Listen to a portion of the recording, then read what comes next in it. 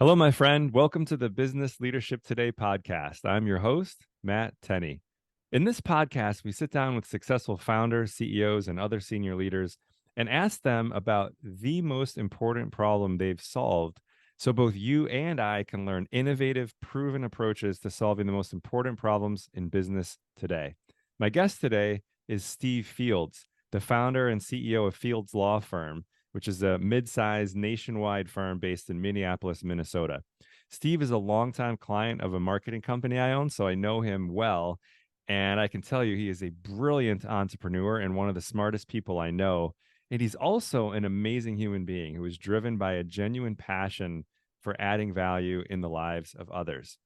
In this episode, you'll learn a little bit about Steve's innovative approach to quickly growing a law firm from the ground up, going from one employee to over 100 in just a few years. You'll also learn how he solved the problem of maintaining a strong company culture during periods of very fast growth. I hope you're as excited as I am about learning today from Steve Fields. So, Steve, thank you so much for taking the time to chat with me and be here today on Business Leadership Today. Yeah, I appreciate the opportunity. I'm looking forward to it. Me too. So, Steve, you had kind of a a different way of launching a firm, I would say, than other attorneys that I know. So you were out of law school, you worked for a plaintiff firm for a couple of years, and then decided to go your own way. Could you tell us a little bit about what were the early years like, and what were some of the things you did differently that you think kind of set you up for success in the long term? Yeah, no, I mean yeah, you're right. It started out with me and one other person, a paralegal, and we did one thing, which was, at that time, was personal injury. I've always been a plaintiff contingent fee firm representing individuals, and kind of did everything. So back in the earlier days, I was the accountant, the bookkeeper, the cleaner, the attorney. Right. Sometimes a receptionist. And but what we always focused on, because we're in a very people-oriented business, helping individuals in a time of need. And that was always a very client-focused, service-focused. But what we did a little bit differently, or what I tried to do earlier on, is look at the practice in the business also is not just the practice of law, but is a business. And a lot of it was a marketing business, because without people to help, there's not a whole lot going on in any law firm or business. So we were very marketing driven. And I taught myself early on how to market online. This was back in kind of the early days of marketing, especially attorney marketing, which in the past was traditionally, TV, radio, newspaper, yellow pages was kind of the standard. And Billboards. Everyone loves to see yeah, themselves on a big billboard in town, right? exactly. And I went in and kind of taught myself how to market on the web. And so we kind of formed our little niche of being able to do that. And we would do very area focused marketing on the web. And so we had some success with that. And we were able to do that. One of the reasons I did that is, at least back then, and I think to a certain degree now, you can do that without a huge investment of money, because the firm didn't have much money. They didn't really have a marketing budget, so I was the marketing budget, just human capital. Right. We did that, and we had some success, and then we just reinvested that money into the firm to grow it. And over time, we added more practice areas, being able to help people in more areas. So we mentioned we started in personal injury. We saw the need for helping clients in other areas. So if they're injured at work, if they're disabled and unable to work, helping them with disability. And that's when the firm really started to grow. But it was very much fueled by our marketing efforts. Hmm. And then we started to, add employees and, get bigger offices and that kind of thing. But it was all really driven through figuring out marketing.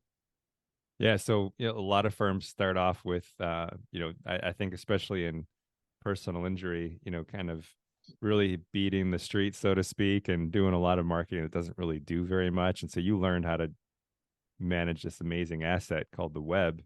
And correct me if I'm wrong, but then as you learned it, didn't you kind of do marketing for other law firms as a way to generate cash flow early on before you built up your client base? Yeah, yeah. So one of the things that we did, and we had some of the first websites that were really very focused on one area. So now it's very prevalent, but we had the first couple that would focus on maybe a certain kind of pharmaceutical where people suffered side effects or things like that. Mhm. And we would build a website, promote it, and we had maybe 30, 35 websites that we did that kind of work for. And then we had some key partnerships with wonderful plaintiff firms that did national work for those specific areas. Hmm. And then we would work with them on those clients. So yeah, that was really, that helped uh, fuel the firm from an investment standpoint. And also then we were able to parlay that marketing knowledge into our other core areas of the cases that we handled for the firm. Yeah, that was one of the things that just struck me about your growth trajectory was how you probably grew so much faster than many other firms because they're usually waiting, in order to be able to grow the firm and invest in the firm, they're waiting for some big case to settle, or some big um, suit that they win in court. And you didn't wait for that. You just took really good care of your clients, and you figured out how to make money marketing, and so it'll Yeah. kind of helped you grow, I think, a lot faster than most other plaintiff firms. Yeah, no, I mean that's one of the challenges. I mean, I think it's always a challenge for I suppose for any business that's growing, but especially law firms in our area. I mean, contingent fee work is by its nature high risk, but also high reward. Banks don't like the high risk portion, so it's Mm, very difficult to get any kind of funding. Typically, traditional funding or financing for growth. And so, yeah, it is it either never happens really. It's why a lot of firms stay very, very small, or it takes a long time unless you can do something a little different, which is what we did, thankfully. Otherwise, yeah, you're waiting for the big case, or it's measured in decades to try and grow. And then the nice thing is, then once we had more success, then banks, we were able to develop some relationship with banks because then right. we looked at less risky. So then it kind of got more solidified at that point. Cool. So then, you're experiencing this growth. You're going from one employee to 7 to 20, and things are happening pretty fast. And I think as I mentioned in the introduction, you kind of run into there's a lot of benefits to growing fast, and there's also some challenges. And correct me if I'm wrong, but the biggest problem that you've had to solve, you solved the marketing one pretty simply, right? That was just, hey, I'm gonna work 24/7, stay up late at night and learn this stuff. Yeah, And you lost some sleep, but it wasn't that hard, right? I mean, you could figure it out. yeah. But the real challenge was how do you maintain a strong company culture amidst really rapid growth? Would you say that's a fair statement, that that's probably Yeah, the yeah, biggest problem you faced as a CEO? absolutely. I mean, yeah, as we grew, and yeah, we added more employees. The business itself, from a growth standpoint, there's complexity, but then we have more people and more areas, and then eventually spread out around different states around the country, and then underlying all that is the business we're in it's this very stressful business for the employees. We have unbelievable employees who do amazing work on behalf of our clients. And we're, for a lot of our clients, we're kind of their lifeline. And so, I mean, it's hard, especially when you really do care, which our employees do, to not have it be stressful. Hmm. And as you grow, that issue just kind of grows along with it. Um, and So what so, were yeah, some of the specific things you were noticing? Like what were some of the challenges you were facing in terms of trying to keep your culture strong and being able to maintain a culture that's delivering high levels of service to your clients as you're growing so fast? What were some of the symptoms, I guess, you were seeing of this fast growth that were really a challenge? Yeah, well, I think that, I mean, just from a culture standpoint in general, I mean, when we look at, a couple of different snapshots, when I think back to when, we could all be sitting down in the small conference room or a kitchen, around a table, and that's the entire firm. It's a very different culture, and I think it's, especially when you have great people, it's a lot easier to have a very tight knit, really good culture. And as you grow and you have more people and maybe different offices, it's hard to maintain those kind of connections and have people feel valued, have them, be able to not have them be burned out in a stressful job like this. We had people that were like, no, I want to switch careers. I want to do something else, unfortunately. Or they just, maybe they were still here, but maybe their heart's not in it as much. So I think there, some of those issues. And yeah, I mean, it just, variety of ways that we saw that. Some of it is, maybe some people just left the firm. Other ones would just, you just know that maybe from it's a work performance or just other issues internally that people just aren't feeling great about what they're doing at that time. So you've got, as you're growing really fast, you sounds like turnover is a little bit higher. Yeah. Maybe some of the quality of service is going down. So, in your estimation, like what do you think would have been the consequences to your firm had you not solved this problem of keeping your culture strong Yeah. where Well, people are thriving?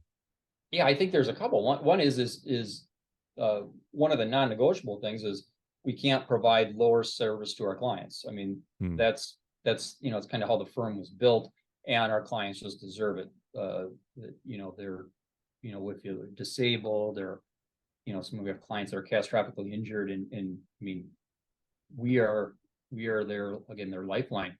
So that had to be maintained, and if anything, we wanted that to go up. We always strive to be better. Certainly can't go down. So that was probably one of the biggest things, and then also trying to be, the legal profession is known to be a difficult profession in general to work in. High stress. There's just, a lot of people are in the business, whether, whatever role they might be, an attorney or a paralegal or a legal assistant, but they might not necessarily feel great about what they're doing. Maybe they're well compensated and they stay in it. I think you see that in other professions, maybe like the medical profession too. But we wanted to be like, well, we do great work. People should feel really good about what they're doing, especially for what we're doing. But we want people to feel, have that balance of personal and professional lives and feel really good. And when we looked at making some changes, we wanted to, our litmus test was, well, how can we be, the best? Not just, well, let's just be a little bit better. How can we maybe be transformative and be like a place that people are referring their friends and family members and acquaintances to be like, hey, I'm excited about where I work. I think there's an opening here. That's the kind of place we wanted to be. Do you think that's kind of place I'd like to work at? I've always, I didn't work at places like that all the time. And then also being in a people-oriented service business, the better somebody feels about what they're doing, where they're at, that's going to translate into the work that they do on behalf of our clients. So it's looking at, there's so many benefits, and we're like, okay, well, it's not a matter of if we wanted to do it, we felt we had to do it, but then what's the best path to go down and aim really high.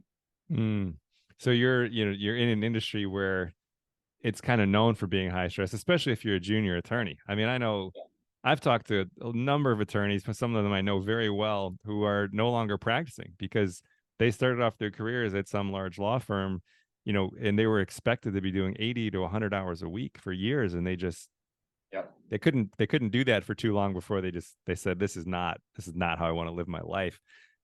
So you're in an industry where the profession is known, the industry is known for kind of being inherently stressful, and instead of just shooting for, hey, we'd like to not be too stressful, you actually wanted to be like, hey, let's have a great place to work. Let's have this be a place to work where everyone thinks of Google, right? Like, oh, I'm going to go work for Google and it'll be great. That may or may not be true depending on what part of the company you're in. Yeah. But that's, I think, probably what you're aiming for, right? Is to be a place where people really want to really would love to come and refer people, right? Yeah, So what yeah, so what were some of the steps that you took, you know, because I know there was probably some rough years in there, right? Where you're growing so fast and you're realizing, man, this the culture's not as strong as we would like it to be. You've got yeah. high turnover. Maybe you see service levels declining, which is absolutely unacceptable. What did you do to kind of turn things around and be able to continue to grow but still maintain that strong culture? Yeah, well, I mean, I think there's a few different things. I mean, one of it is, me and my partner Zach Schmal, we spent a lot of time in our conference room, our strategy room, thinking, well, we have great people, we have a great core, we have a great firm, but yeah, we have these issues. We have turnover issues. We have, we just know that just partially just from growing and growing fairly fast, uh, some things that we weren't doing perfectly. So part of it is just we're not doing everything right. Or we're not doing everything optimally. Kind of that acceptance that we can do better.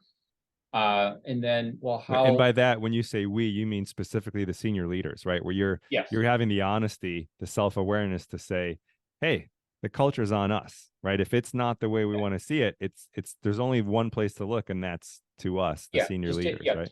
taking ownership of that. and Cool. and I think that part was kind of easy because if you want to do better, well, you have to, and the issues are there, you just have to, acknowledge that, and then also acknowledge that maybe you're part of the problem, but you absolutely are the need to be the part of the solution, or at least working with a small group within the company to make those changes. Hmm. And so we looked at that, and especially with me and my partner Zach, and so we tried to look at it and see, well, what can we do, and not look at what other places are necessarily doing, what are our, competitors or other people in the industry, because I think a lot of them struggle with the same issue. So we didn't want to necessarily look to other places in the same industry, but we like, well, what are some of those issues that we think cause the turnover, this being overly stressed, not feeling awesome about where they're working at, which is what we wanted to strive for. And as simplistic as it may sound, and I think it's maybe a little bit more popular now, or becoming more popular, is the sheer number of hours people put in. And like you Hmm. mentioned, in the legal profession, especially, people put in a lot of hours. And part of it is it's I think it's not a bad thing in a sense, because those hours are put in to help other people. So I Right. mean, the hours are well spent, but it's hard to have that balance if even though you're serving other people, you still need to take care of yourself, take care of your family, all the other things that are important outside of work. And so we looked at, well, people are working 5, 6, 7 days a week. And that's when we started to go down the road of, well, can we first of all formulate a plan that where we take care of the clients at the same level, if not better?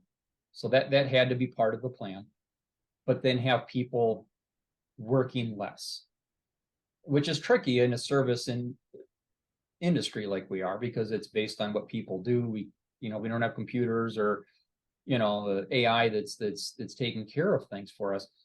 And then so we kind of just started just brainstorming and planning and looking at and obviously, you and I had discussions about company culture, and how can we be better. And part of it is we came down to, well, what if people worked 4 days a week? And it doesn't matter if you're a paralegal, if you're an attorney, you know well, I mean, I think it's kind of a no-brainer that if people worked fewer hours or fewer days, there's more non-work time to do all kinds of stuff, whether it's family, health, self-improvement. It's a long list of things. I want to So, pause you right there for a second, Steve. yeah, I could just imagine. I'm curious how what that moment was like with you. It's because it was just you and Zach having this conversation. yeah, Because I could just picture if this is a group of 12 partners at a law firm and somebody asked the question, what would it be like if people only work 4 days a week? I mean, that would just be shot down immediately. Like, you're insane. We're not going to do right. that. So what was kind of like, when that question was first posed as even being a possibility, what were the initial thoughts? Was it more of like, huh, could we do this? Or was it, did it kind of take a while to come around to the possibility of actually doing this? I think that well, a bit of both. I think it's like, well, maybe we could do this, or at least, I mean, the idea of it is so enticing because you know that it's going to be better for people. Right. And so then we have our strategy room is full of floor to ceiling dry erase boards, and we spent a lot of time up with those dry erase boards because, like, well, how? So we kind of started with we would love we know this would be great for the firm, meaning great for the business, and also everybody that works here. So how, but it has to be able to work. It can't just be, a hypothetical, or we just, bull in a china shop and we're like, let's just try it and see if it works, because that's not smart way to approach it. And so we just started literally just brainstorming of, we know we want to do this, but can we formulate a plan to make it work? And it's complicated. It's you have to have enough people from a staffing standpoint. If you go down to 4 days a week, you have to have 5, or in our case, it's almost 7 days a week of service for clients, because these are people in need, and they don't clients certainly don't care about some guys wanting to do 4 days a week if they need help on a Friday or a Monday, or there's some emergency. We had to, so we had to look at all that, because that wouldn't work for us. So we had to think of that. And then also the economics. I mean, it takes more people to do this. But we kind of wrestled with all this kind of stuff, and then kind of have some light bulbs that went off as we started to look at it more. And what I mean by that is, like, it's more and more like, well, yeah, we can do this. And what seems like it would be almost impossible, or there's no way it's going to work when you initially think, or you're or kind of skeptical, even though we knew we want to do it. When you start to really get granular with it, it's like, oh, I think we can do this. Well, we'd have to do this, and this. We'd have to make changes. We'd have to do things differently. All with, again, the starting point is providing the same level, or hopefully better level, of service for our clients. And we're like, okay, I think we can do this. And then we got our team leads involved. I mean, the people that know not only the employees the best, but know the day-to-day issues that we need to take care of with the clients the best. And so we got input for them, and they have the finger on the pulse of the firm is probably better than we do, honestly. But when you look at different practice groups, and they were very excited about it. But then, of course, the reason they're team leads is they're also then looking at things very critically, like, well, how are we going to do this? Well, what about this? Something we had thought about. But that's why we got people that were very invested in the firm, and so then we had another layer of, or two of, okay, here's some other things we didn't think about. But none of them were like, no, we can't do it. It was just like, no, we can do this. Here's we just need to kind of change the plan a little bit. And then we just got more and more excited, because we knew that if we can implement this, it's going to be just amazing for people. And so, that's when we kind of got closer and closer to kind of finalizing how we would put all this together. And then we obviously we finally implemented it, but leading up to it, I mean, it was a I don't know the number of hours. I've never calculated the number of hours you spent working on it, but it was obviously well worth it. But it wasn't a quick process by any means. Yeah. This is awesome. So you're experiencing the pain of fast growth, and you kind of have this realization that, hey, there's only one place to look, and that's the senior leadership. What can we do? And it sounds like your epiphany was, well, we really need to let people know that their well-being is just as important to us as the work that they deliver for the firm. And I know you've tried several things you do a lot to try to help people have that sense, that realization that you do care about them. But holy cow, I mean, talk about an over the top way to just demonstrate that you truly care, and you put your money, literally put your money where your mouth is, to give people a 4-day work week. And I, now I would love to see or hear your thoughts on this, but I mean, just in theory, you had said like, hey, the non-negotiable is we can't have service levels decline as a result of this. The hope is that they stay the same or even go up. And I would think in theory, service levels will go up because you have people who feel cared for by senior leaders. They have more time, to be with their kids or do hobbies on the weekend. So when they're at Yeah. work, they have more energy. They're more engaged with what they're doing. And they probably serve the clients even better than before. Are you seeing signs like this so far of, since you've implemented the 4-day work week at a national law firm, which I think you may be the first law firm to do this. It's a nationwide firm. Yeah. What are you noticing so far? Yeah. I mean, what you mentioned, whether it's an attorney, and most people, because unless there's coverage issues, most people get to kind of choose uh, what their week looks like. And most people will do a Monday through Thursday, kind of. I mean, it kind of makes sense. And you have a Friday, Saturday, Sunday. Same thing with non-attorneys. And yeah, I mean, we've noticed a difference on both sides. I mean, from the client side, we think that people are just feeling better about what they're doing, more engaged, and I think that just I don't even think it's a conscious thing from people. I think that's just how it's turned out.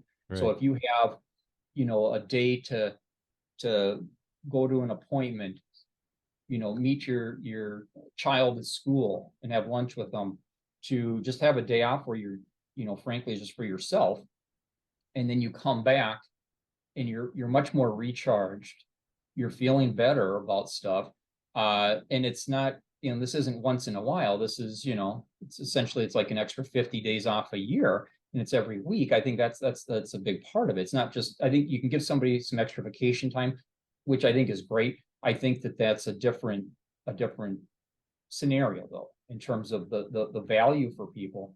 Yeah, this is uh, literally 50 days a year that people didn't have before, yeah. interspersed throughout the year, right? Not just like you said, not just one lump, 3 weeks of vacation or something. This is Yep. 50 days a year of people's lives that they're getting to do what they want, right? Yeah. Yeah. And the way we set it up is, and this part of this is, going back to what we were talking about, the planning is, it had to be real. It couldn't be, well, you get to work 4 days a week, but then you're getting calls, you're getting emails, you're getting texts.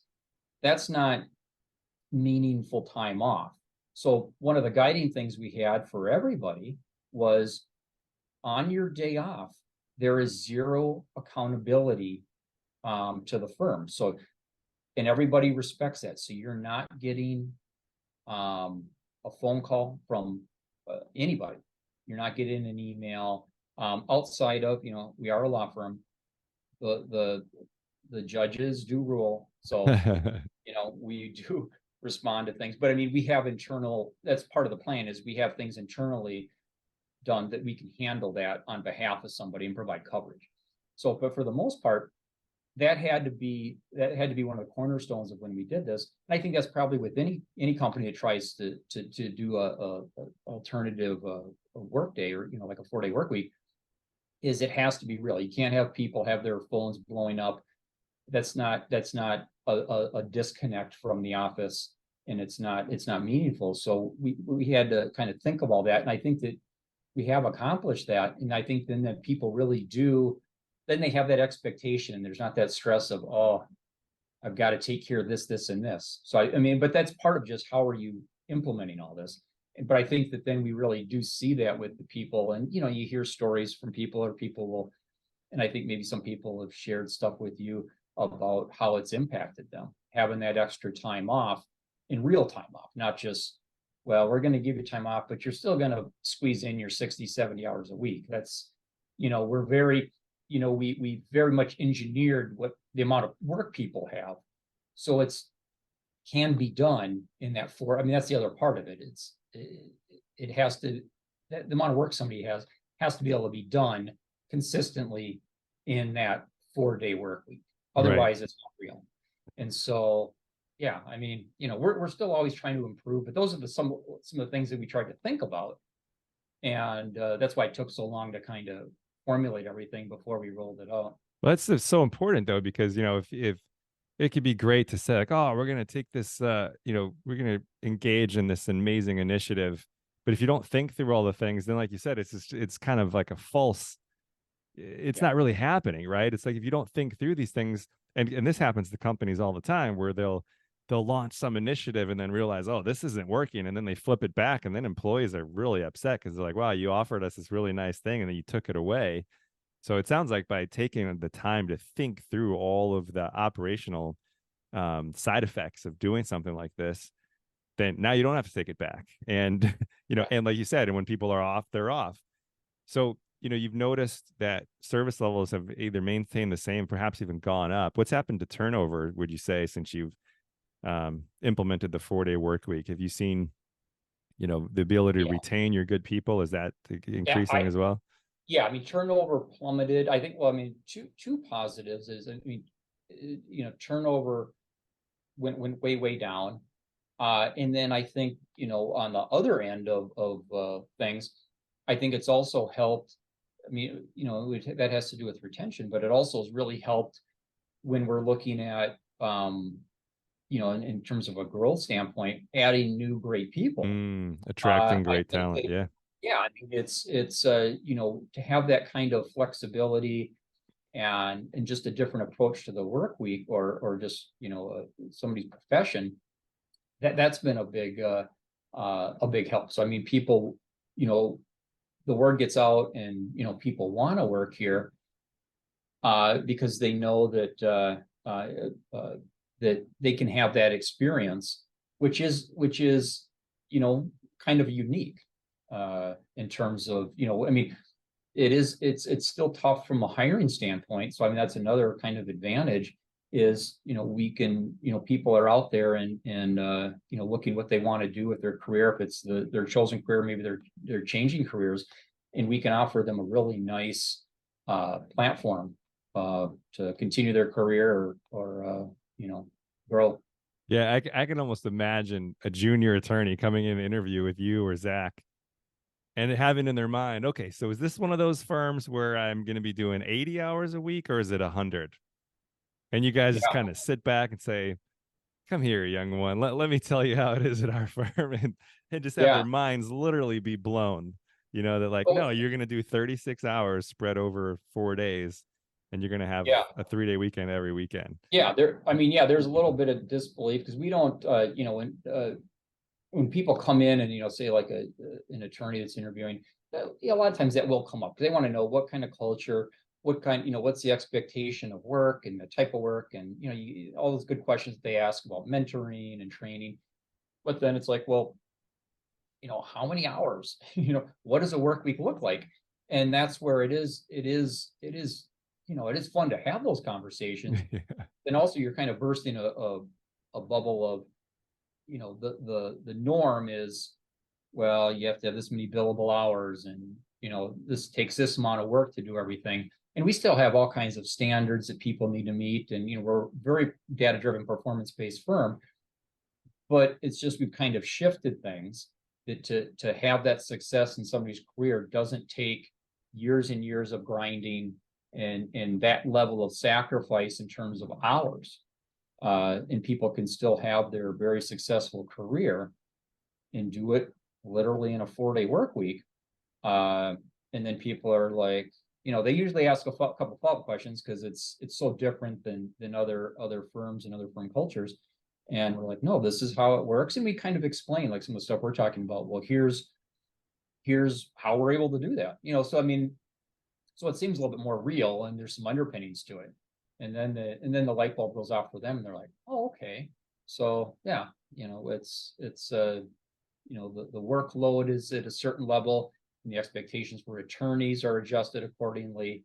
And so it's all doable. And then of course they can just, a lot of times people might interview and they know one or two people at the firm.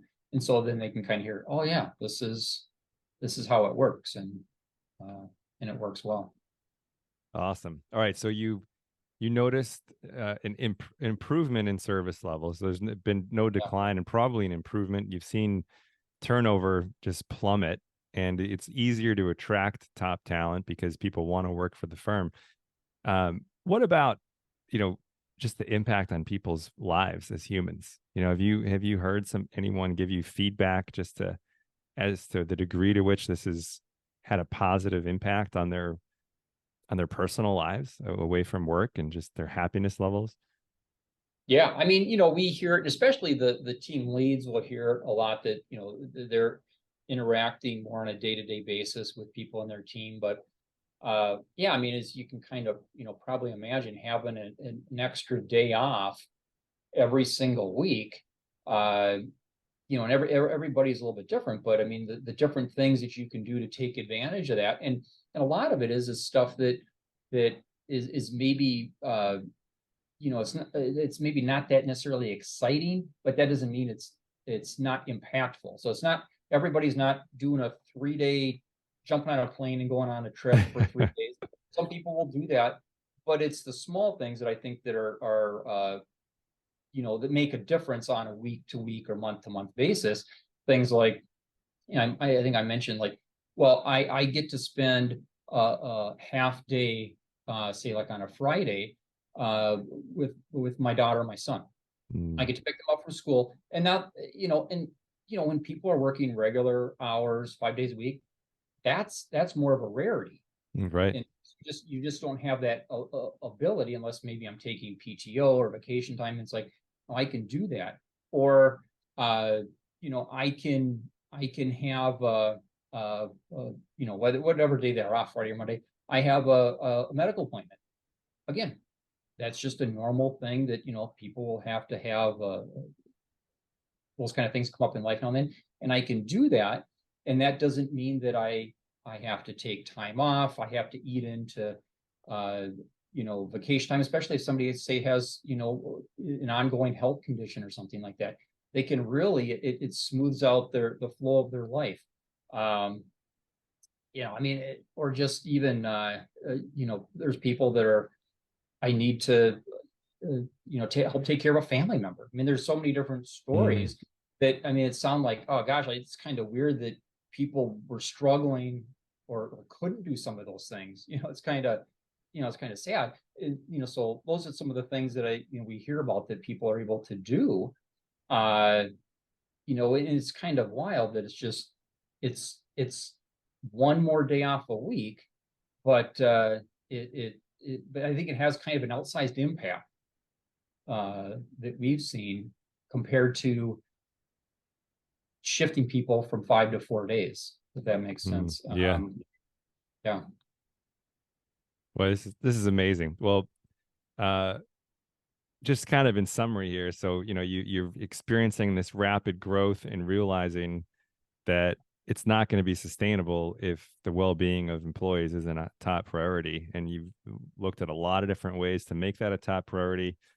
And despite being in one of the most long hours industries that there is, went so far as to offer a 4-day work week and are seeing amazing results. So this is a pretty innovative solution, I think, to maintaining a strong culture despite fast growth, or along with fast growth. So Steve, thanks so much for sharing what you've done and what's happened at the firm and how it's impacting people. And thanks for chatting with me on business leadership today. Yeah, I appreciate the opportunity. It's great chatting. So if for those of you who want to learn more about Fields Law or Steve, the website's very easy, FieldsLaw.com, FieldsLaw.com.